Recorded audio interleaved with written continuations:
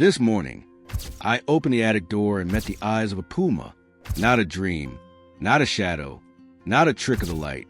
A real, breathing mountain lion staring straight at me, frozen mid-motion. Behind her, barely visible in the dusty gloom, was a small shape, a cub, maybe 2 weeks old, curled tight against her side. I didn't move. She didn't either. For a few endless seconds, it was just our breathing. Mine, sharp and shallow. Hers, slow and deliberate. Her eyes, God, her eyes, held no threat. Only exhaustion, fear, and something I hadn't expected. Trust. As if she already knew I wouldn't hurt her. Outside, birds chirped like nothing had happened. Like there hadn't been smoke in the sky for the past 3 days. Like the fire hadn't torn to the canyon just west of here, sending deer, foxes, and God knows what else running for their lives. I'd seen it all from my porch. The glow behind the ridgeline, the orange-red teeth chewing through trees I'd hiked past 100 times. I live alone in a house that creaks in the wind, on the edge of a forest that doesn't forgive. It's old, this place. Wood and dust and stubborn nails. I'd fixed it up over years, room by room, after quitting the city. Never thought the attic would become a sanctuary for anything but raccoons.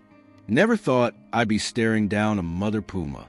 I took a step back, slow, didn't slam the attic shut, just lowered it gently and leaned against the wall, heart hammering in my chest. What the hell do I do now? Animal control? They'd come with tranquilizers. Maybe bullets if she panicked.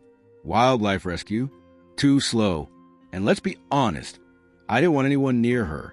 I spent the next hour pacing the kitchen. Tried making coffee. Forgot to turn on the burner. Tried eating toast, but it tasted like ash. My mind was stuck on her face. The way she didn't bare her teeth. The way she pressed her cub against her flank. By afternoon, I made a decision I wasn't proud of, but it felt right. I left a bowl of raw chicken just inside the attic hatch. No sudden moves. No traps. Just food. Then I went back downstairs and waited. By evening, the bowl was empty. That night, I barely slept.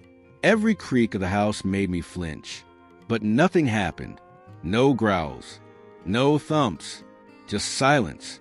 The next morning, I climbed up again, slowly. No puma.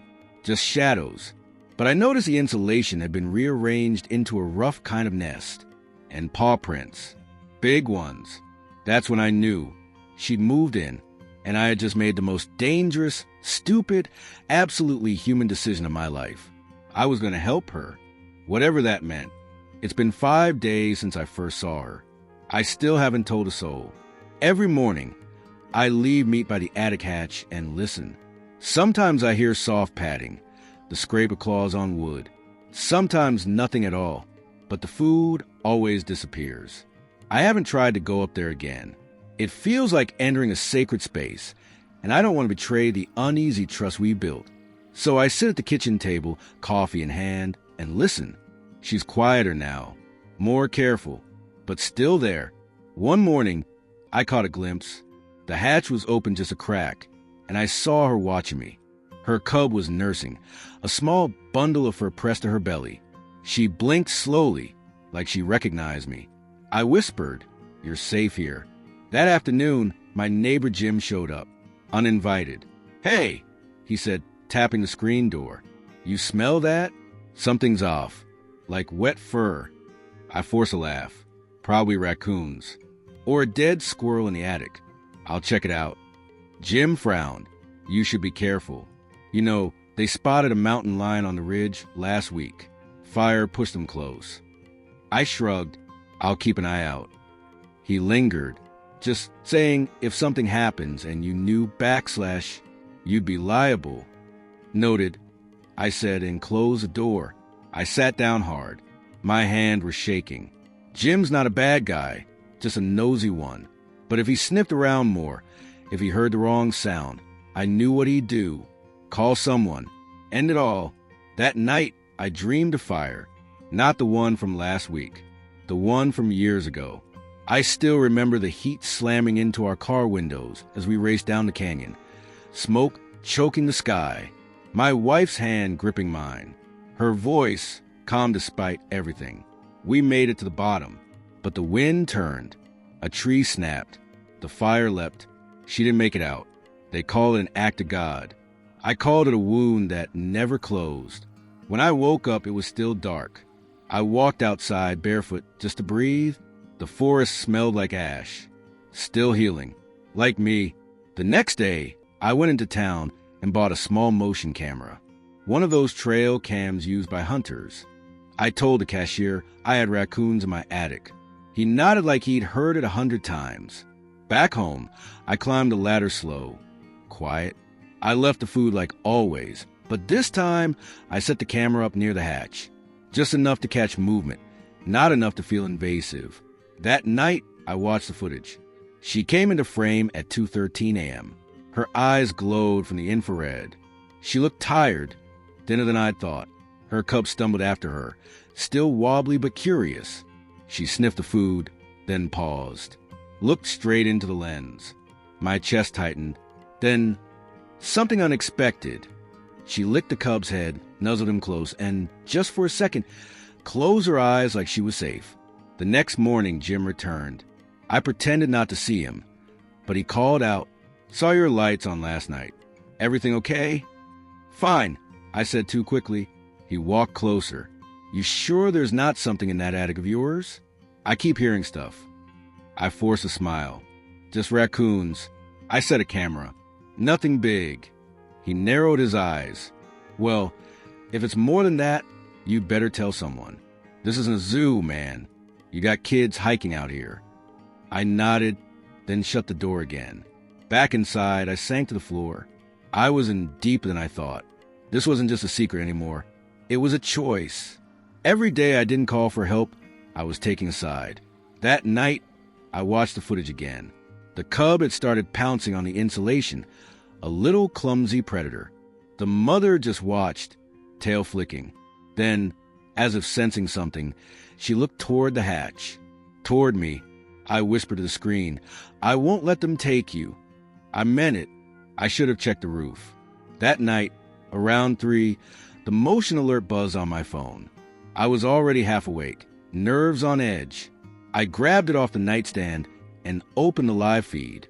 The attic looked empty, still, until she limped into view. Her front right leg dragged slightly. Not much, but enough that my stomach twisted. When she settled down, I noticed the dark smudge beneath her. Blood. I sat up, heart racing. She licked at her leg, then stopped. Her breathing was shallow, her sides twitching. The cub nuzzled at her belly, mewling. She flinched and shifted away. She couldn't feed him. I cursed under my breath. There was a protruding nail near the roof's edge. I'd noticed it last summer but never fixed it. She must have snagged herself on it climbing in or moving around. I felt like the worst kind of idiot. The cub cried louder now. A thin, high-pitched sound like a bird. Desperate. Repeated. My chest ached from it. I threw on jeans and a flannel, grabbed my flashlight, and climbed the ladder. Halfway up, I paused. What the hell was I doing? I was about to climb into a confined space with a bleeding wild animal. But she was hurt. And that sound, the cub, it wasn't stopping. I opened the hatch slowly. No growl. No movement. I lifted myself into the attic and froze. She was lying across from me, pressed into the corner. One paw curled beneath her, chest rising and falling unevenly. The cub scrambled over her leg, then stumbled, exhausted. The blood was more than I'd thought. A slow, steady line trailing from the back wall to where she lay. "Easy now," I whispered. She raised her head. Her ears twitched. Eyes locked on mine. I stayed low, hands visible. No sudden movements. My flashlight was dimmed, pointed at the floor. I inched forward. She didn't move. I could see the gash now, just above her paw. Not deep enough to be lethal, but messy, dirty. If it got infected, she was done. "I'm gonna help you," I said softly, barely a breath. She blinked. That's all. I crawled back down and grabbed my old first aid box. I didn't have anything fancy, gauze, alcohol, some antibiotic ointment. It'd have to do. On the way up, I texted someone I hadn't spoken to in almost 4 years. You still fixing wildlife quietly? Need help. Puma, not a joke. Call me. When I reached the attic again, she hadn't moved. The cub was nestled beside her, quiet now, maybe tired from crying. I approached slowly, murmuring the whole time. Nothing important, just my voice, letting her hear it. When I was close enough, I pulled out the gauze and dipped in alcohol. This is going to hurt, I said, and reached forward. She flinched but didn't growl. I pressed the gauze to her leg. She hissed a low, guttural sound but stayed still. Her muscles trembled under my hand. I cleaned the wound as best I could, hand shaking. She let me. God, she let me. I wrapped it, not tight, just enough to stop the bleeding. The cub watched me the whole time. Big round eyes, unblinking. I sat there afterward, just breathing. The attic smelled of dust, blood, and fur. But she was still, watching. My phone buzzed in my pocket. I glanced. On my way. Be there by noon. Don't do anything stupid. Ronnie. Ronnie used to be a field vet. Lost his license over something that was probably the right thing done the wrong way. Last I heard, he patched up injured deer and coyotes for rehab centers. Off the books. He was my best shot. Back in the house, I boiled water, tried not to panic.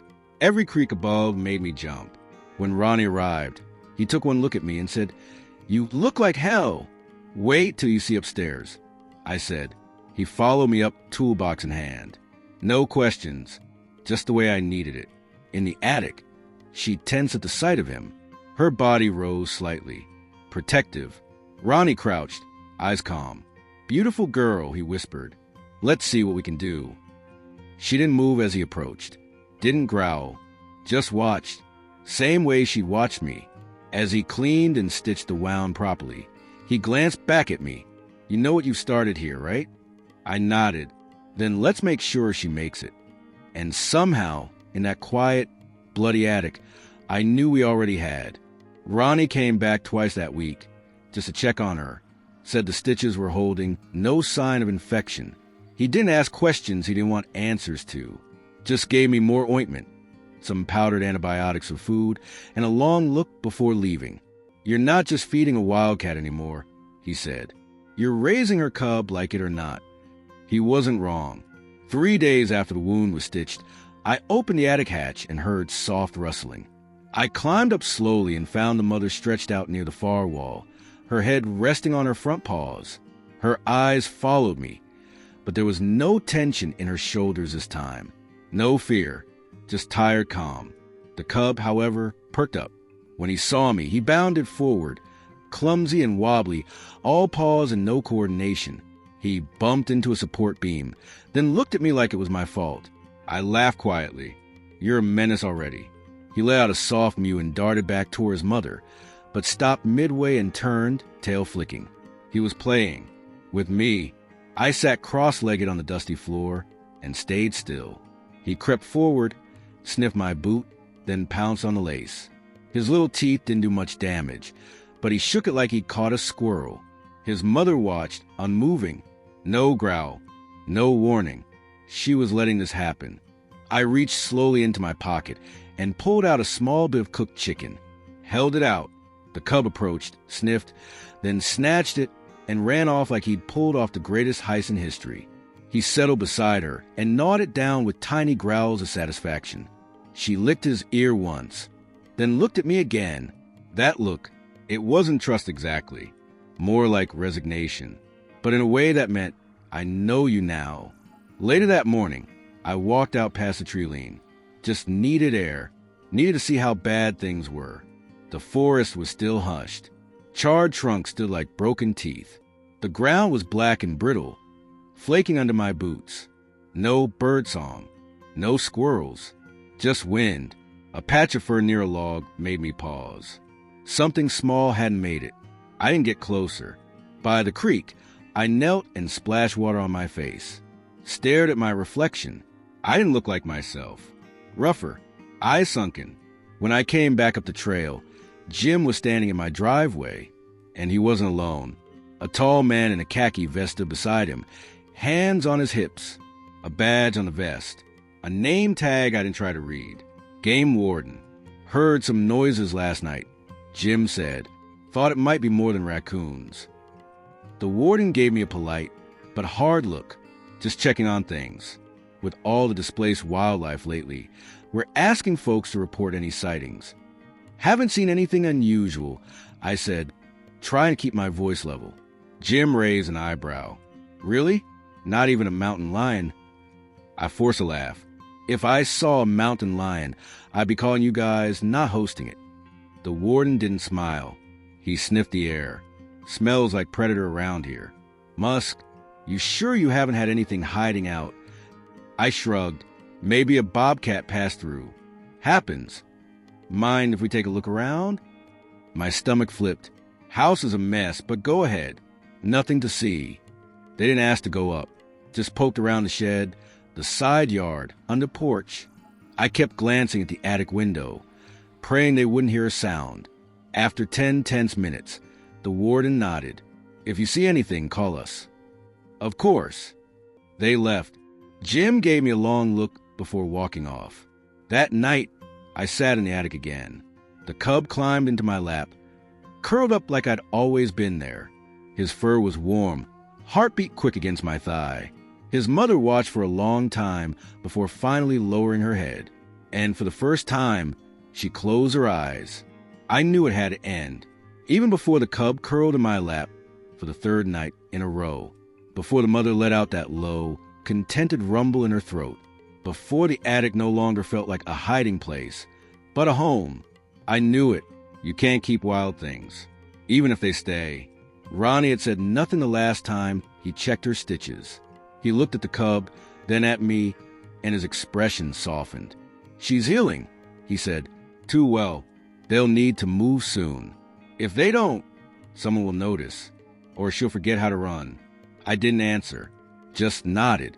I spent the next morning walking the edge of the property, checking for signs of trouble. The warden hadn't been back, but Jim's glances from across the road said enough. He was watching. That afternoon, I brought up the last of the food, just in case. She met me halfway this time, stepping carefully but with strength.